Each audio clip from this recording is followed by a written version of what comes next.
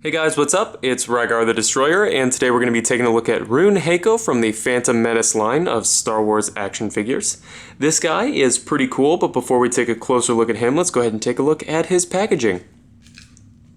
So here it is. Here on the front, it's got Darth Maul up here on the corner, and then a picture of Rune from the movie here on the front, and then a spot for the command tech chip, which we'll talk about a little bit later. Then on the back here, it's got a brief description, and if you'd like to read that, you can go ahead and just pause the video. And then down here, it's got more about the command chip thing, and then the other action figures that were released to coincide with this one. So overall, pretty standard packaging, so let's go ahead and get back to the figure itself here.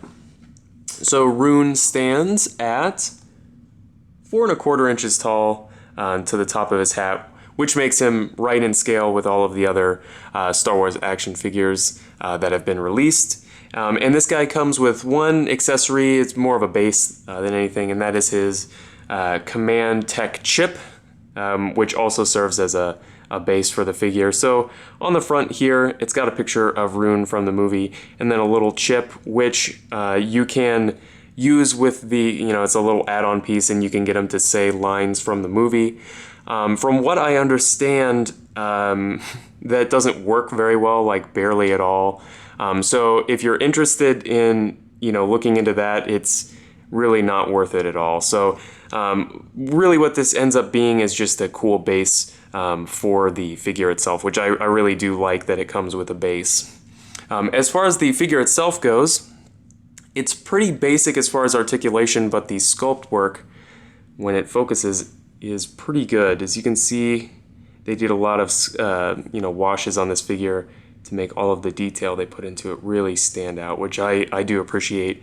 The articulation, like I said, is pretty basic. He's got a swivel here in the head, a swivel in both shoulders that goes 360, one at the elbow. There is a little bit at the waist. It's just a cut joint, and all of his robes are made of a soft vinyl, so they move with the figure. And then underneath this cloak, he's got a swivel hip. Honestly, you don't even need that articulation though, because this guy is basically just going to stand on your shelf. So overall, I think that this is a well-done figure of a character that, really at the end of the day isn't super important. I don't think anyone's going to argue with me on that one. So for an average collector or somebody who's just starting out, I don't necessarily recommend this figure. But if you're like me and you've gotten to the point where you've collected a ton of these figures and you just want something that's kind of weird but well done, this figure is for you for sure. So if you have any comments or questions, please leave them down in the comment section below, and I guess I'll see you later.